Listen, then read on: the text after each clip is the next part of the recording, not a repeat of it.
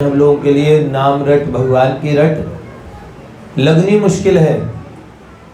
और रैदास जी कह रहे हैं, जो तुम तोड़ो राम मैं नहीं तोड़ूं, जो तुम तोड़ो राम मैं नहीं तोड़ूं, जो तुम तोड़ो राम मैं नहीं तोड़ूं, जो तुम तोड़ो राम मैं नहीं तोड़ूं, तुम संग तोड़ी कौन संग जोड़ूं, जगत से तोड़ी तो सो जोड़ी, जो तुम तोड़ो राम मैं नहीं तोड़ूं, जो तुम तोड़ो राम मैं नहीं तोड़ूं। प्रभु जी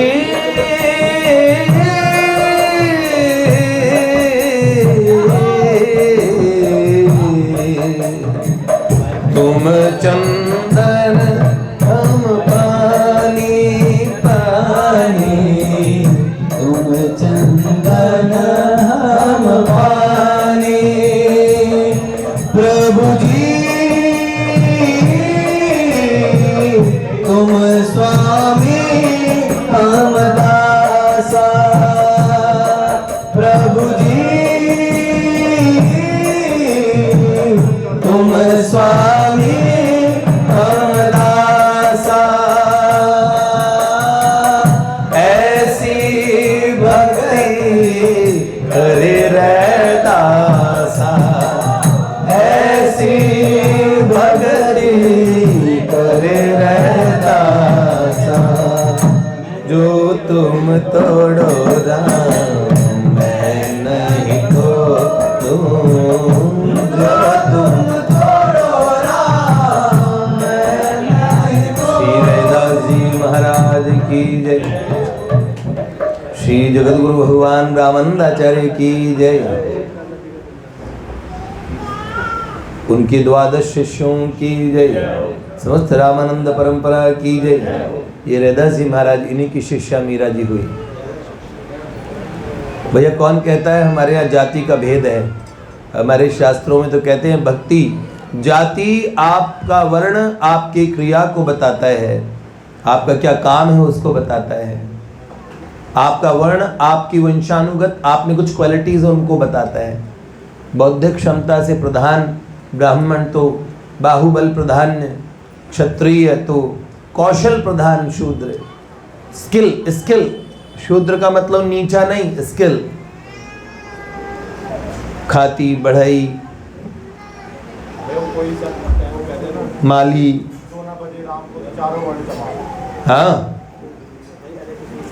तो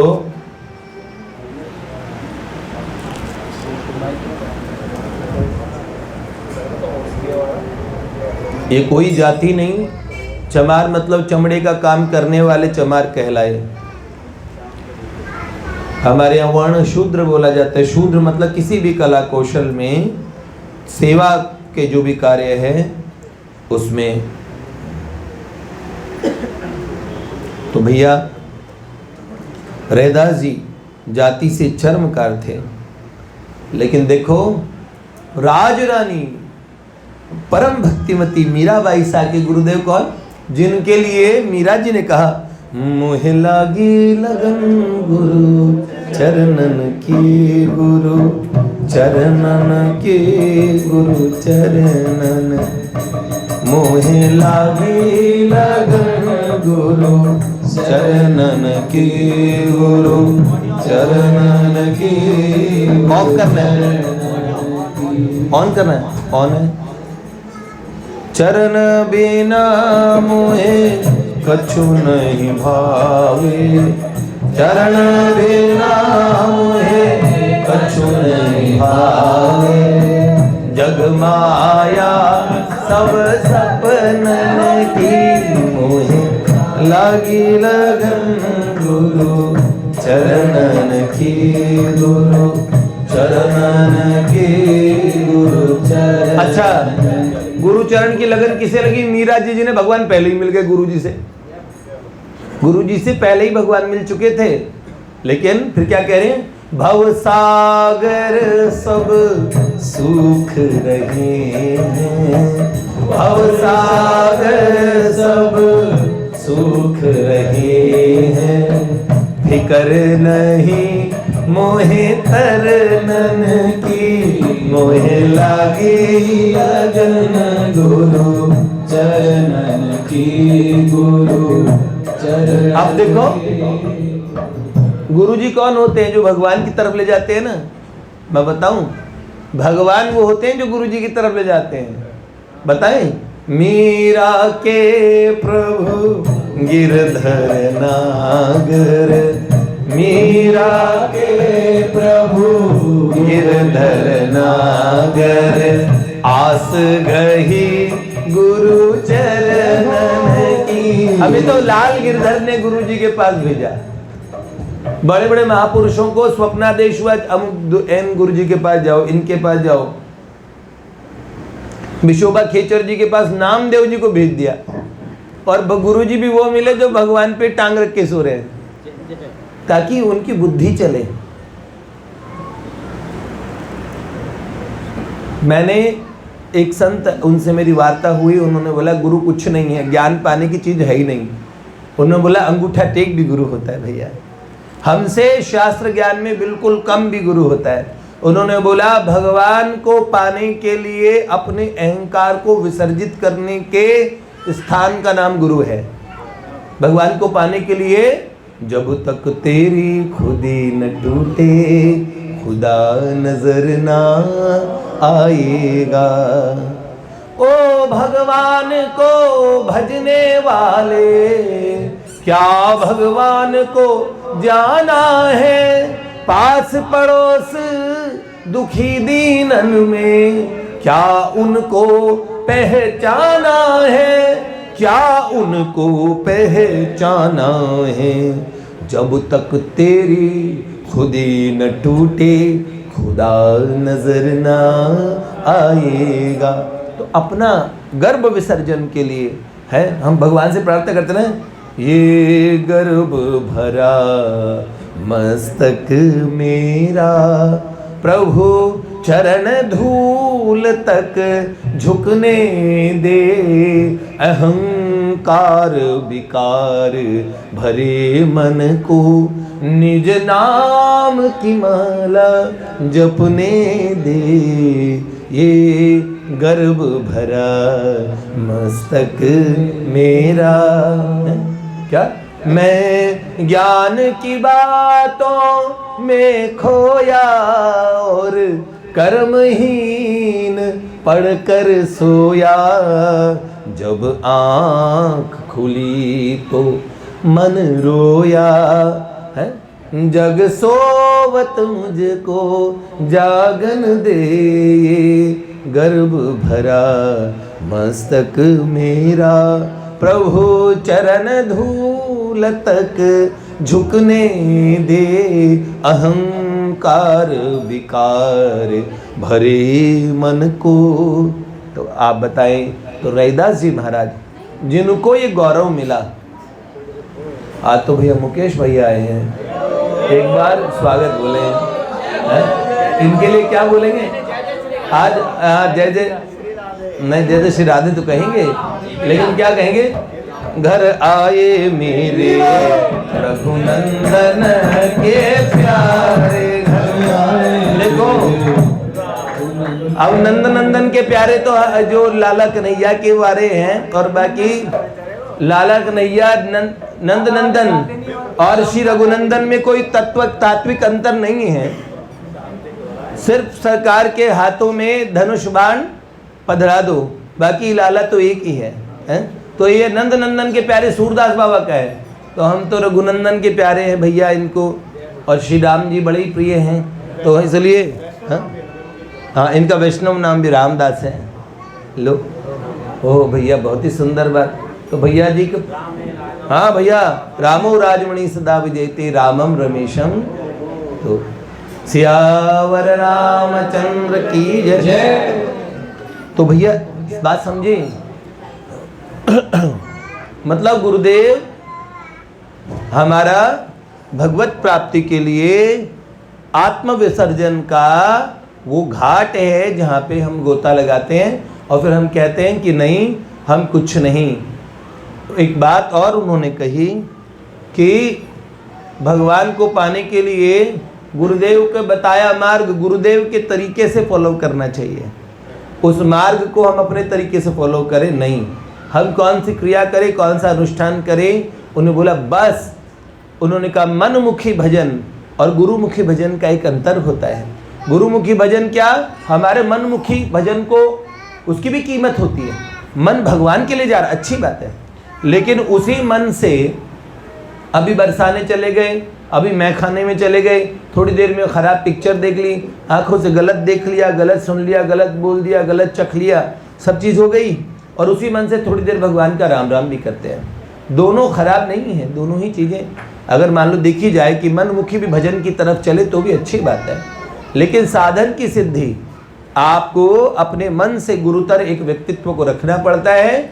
गुरुदेव हमसे ज्ञान में कम हो सकते हैं, हमारे पास हो सकता है शास्त्रों की नॉलेज बहुत ज़्यादा हो, लेकिन वास्तव में अपने अहम को विगलित करने के लिए एक व्यक्तित्व का नाम है। और हो सकता है कि अपने से कम ज्ञानी गुरु को रख लो, बढ़िया बात है। ज़्यादा ज्ञानी के साथ आप जबान लड़ाते हैं, कम ज्ञानी गुरु जी बोलेंगे भैया राम राम जपो, ज़्यादा हमें पता नहीं है, तुम भी भजन करो हम भी भजन कर लेते हैं। ये होती है बेटा, इसीलिए हमारे कहते हैं ना गुरु बिना और भाई निगुरे रह गए, ऐसी बात। आपने निगोड़ा जो गाली सुनी हो वास्तव में निगुरे शब्द से बनी थी, बड़े निगोड़े लोग हैं, समझ में आया ना। तो इसीलिए भैया ये बात है, शास्त्र प्रमाण है, शास्त्र भगवान भी गुरु होते हैं, बात सही बात है। तो मीरा जी के गुरुदेव कौन हुए आप जानते हैं? मीरा जी के पूज्यपाद गुरु थे श्रीपाद रैदास जी महाराज। और रैदास जी का तो हम क्या बोले कि प्रभु जी तुम चंदन हम पानी, देखो कितनी अच्छी गायकार है मेरी बेटी, लगातार ये भगवान का चरित्र कीर्तन कर रही है। सरयू तुम सच में भीगी हुई हो, अभी तो लार से भीगी हुई है तो, लेकिन बहुत अच्छी बात है, ये रस आ रहा है इसको भगवान नाम में। हाँ बहुत बहुत ही बढ़िया। तो देखो बेटा, ऐसे महापुरुष उनकी जाति कभी भी नहीं देखनी चाहिए। संतों की भक्तों की कोई जाति नहीं होती। जाति तो हमारा, आपको समझ में है ना, हमारा वर्ण का एक कैसे वर्गीकरण है, हमारे गुण के और वंशानुगत गुण कुछ होते हैं उनको, और हमारे कर्म की, हमारी क्रियाओं की एक व्यवस्था थी, उसका नाम जाति था। ठीक है, तो रैदास जी महाराज के चरणों में कोटि कोटि शत वंदन करते हैं। दूसरा आज जो विशेष दिन है वो हमारे एक महान क्रांतिकारी हुए थे, अपने महान पूर्वजों को याद करना चाहिए। उनका नाम था श्री चंद्रशेखर आज़ाद जी। और ये पंडित जी बहुत, जहाँ शास्त्रों के ज्ञानी थे वहीं बहुत बड़े योद्धा थे।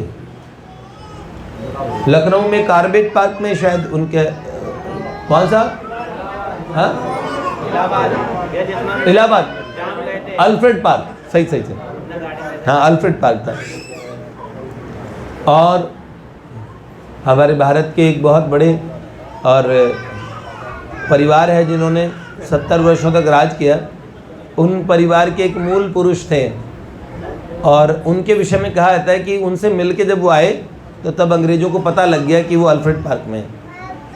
तो वो तो खैर ईश्वर जाने, वो जाने, हम काहे को बोले, लेकिन ये बात खूब उड़ती है। मतलब तो ऐसे कहा जाता है अंग्रेज़ों ने घेर लिया और अंत में अंग्रेज़ों के हाथ जीवित नहीं आए, उन्होंने अपने आप को गोली मार ली। लेकिन उनके मृतदेह के पास भी अंग्रेज नहीं आए। उनका शौर्य ऐसा था, चरित्र के इतने पक्के थे, इतने अच्छे उनका ब्रह्मचर्य था। एक लड़की दुष्चरित्रा, हम साधक हैं, हम लोगों को कैसा होना चाहिए, ऐसा होना चाहिए। उन्होंने क्या किया बेटा, उन्होंने जब वो कन्या, उसने उनसे कुछ गलत प्रस्ताव रखा तो उन्होंने क्या किया, उन्होंने अपनी पिस्टल निकाली और बोला ये ना गोली मार दूंगा, समझ में आई, मेरे पास आई तो डर गई बेचारी। ऐसा भी कोई प्रेमी होता है क्या? उन्हें क्या पता कि ये फंसने वाले नहीं है। शौर्यवान पुरुष कभी नहीं फंसते बेटा, कच्चे पुरुष फंस जाते हैं, कच्चे लोग फंस जाते हैं। इसलिए फंसना नहीं है। कोई भी चीज़ जो आपको धर्म विरुद्ध लगे उसमें बड़ा विवेक का प्रयोग करना अच्छे से, और वो विवेक आज बाद में आपको बहुत अच्छा लगेगा। आपको लगेगा कि हमने कह रहे लम्हों ने खता की, सदियों ने सजा पाई। इसलिए कोई भी धर्म विरुद्ध बात बिल्कुल नहीं करनी। उस विवाहिता स्त्री ने उनसे प्रस्ताव रखा था, इसलिए नहीं उन्होंने बंदूक दिखाई, सिर्फ इस बात के लिए नहीं, वो हमारे साधक मात्र के लिए और जो देश के लिए समाज के लिए काम करते हैं उन सबको एक आदर्श दिखा दिया उन्होंने कि इतना पुरुषार्थ का पक्का होना चाहिए। बाबा आगे आगे आ जाओ, आगे आ जाओ, आगे आ जाओ, यहाँ जगह है।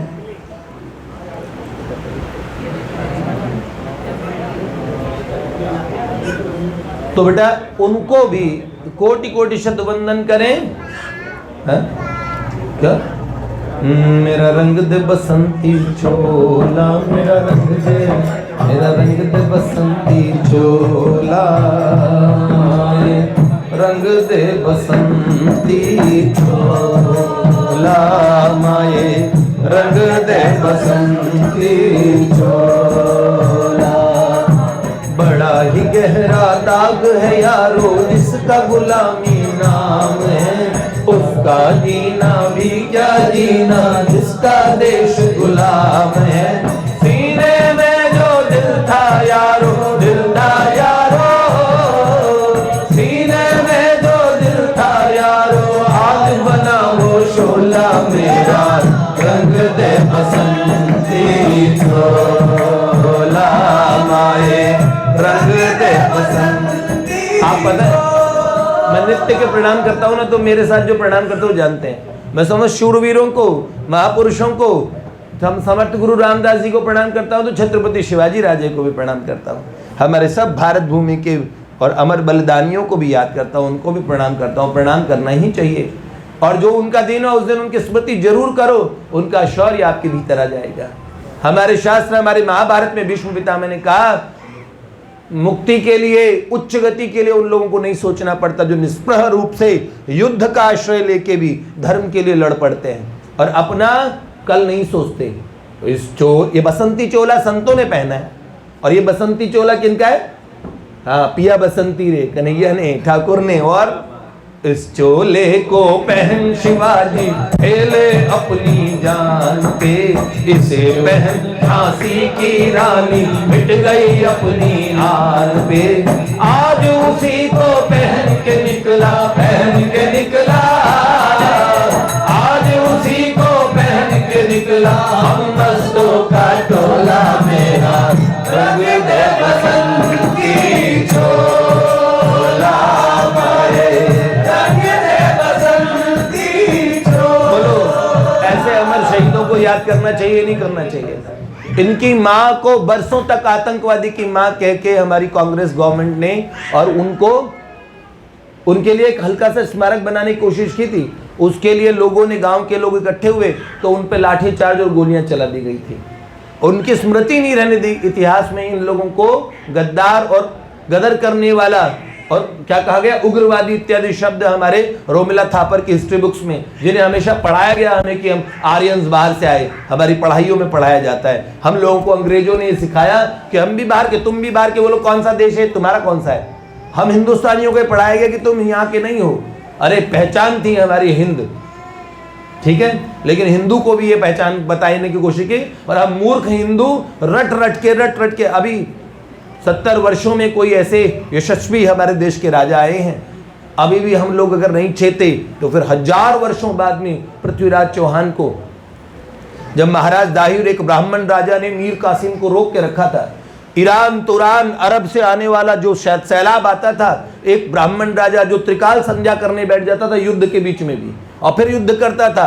ऐसे कहते थे कि सैकड़ों सैकड़ों घुड़सवार उसके सामने नहीं आते थे, और उस राजा दाहिर को मारना इतना मुश्किल काम हो गया था गुजरात के बंदरगाह पे, और भीतरी घात करने वाले गद्दार ने, और वो बंदरगाह का रास्ता खोल दिया। रातों रात सेना, सोते हुए राजा दाहिर की सेना पे हमला हुआ, तब राजा दाहिर मारा गया।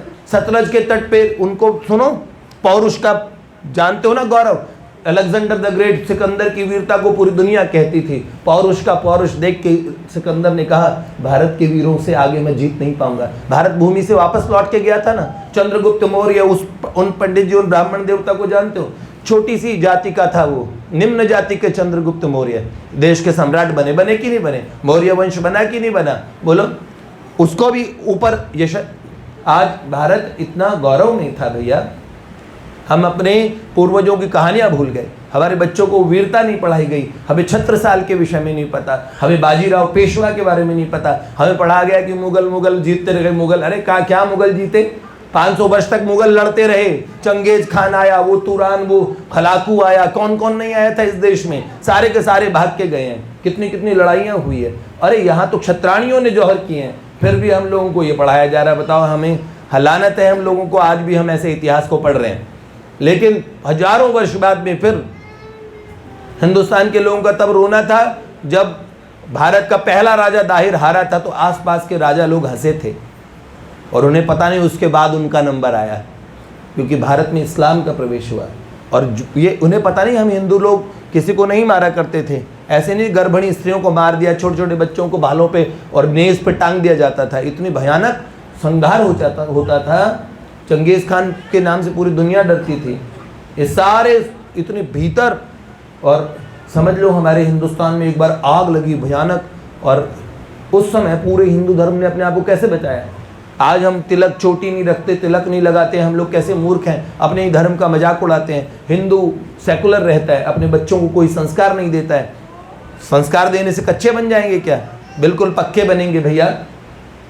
हम ये नहीं कहते किसी धर्म को खराब करो, कोई खराब नहीं है। हम मुसलमान ईसाई सबको अधिकार है, सब अपने अपने धर्म का पालन करें। पर कोई धर्म बदलेंगे, हमारा धर्म बदलेंगे? सब देशों के सब देश है, 50-50 से ऊपर ईसाई देश है और मुसलमान देश है। हिंदुओं का एक देश हिंदुस्तान, उसमें भी हम लोगों को ये कहा जा रहा है ये भी तुम्हारा नहीं है, तुम बाहर से आए। हम आए कहाँ से? हमें ये बता दो। हम आप खजूर से टपके थे क्या? कहीं से? कहाँ से आए थे हम? भैया ये बात थी। भैया रास्ते में किसी ने कोई गाड़ी तो नहीं खड़ी कर रखी?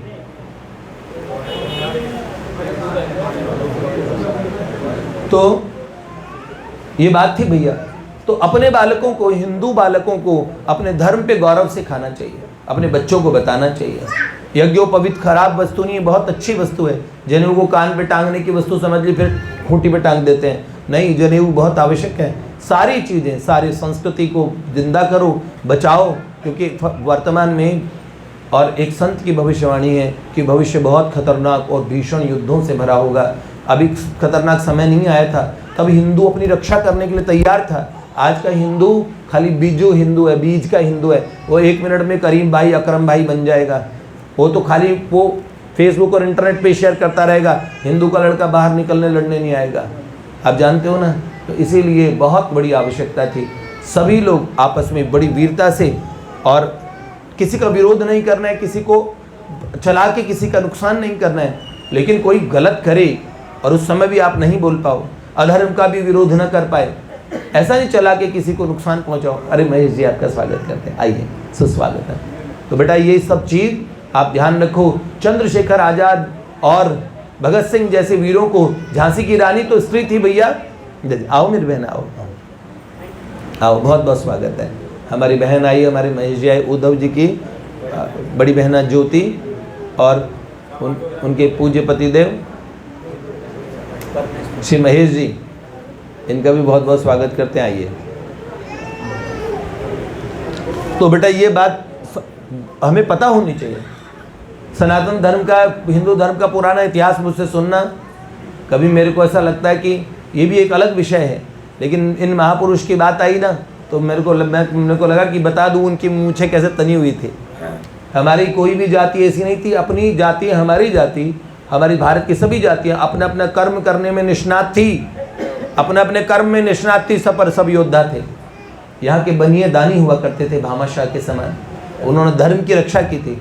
यहाँ के शूद्र, उनके कौशल का पूरे विश्व में कोई तोड़ नहीं था, और यहाँ के ब्राह्मण के ज्ञान के बराबर ज्ञान नहीं था, और यहाँ के क्षत्रियों की वीरता के बराबर वीरता। अरे सर कटने पे भी लोग लड़ते थे, उन्हें कम धज्जा कहते थे, कबंध के समान युद्ध करते थे। वो गाथाएं सुना के अरब के लोग डरा करते थे।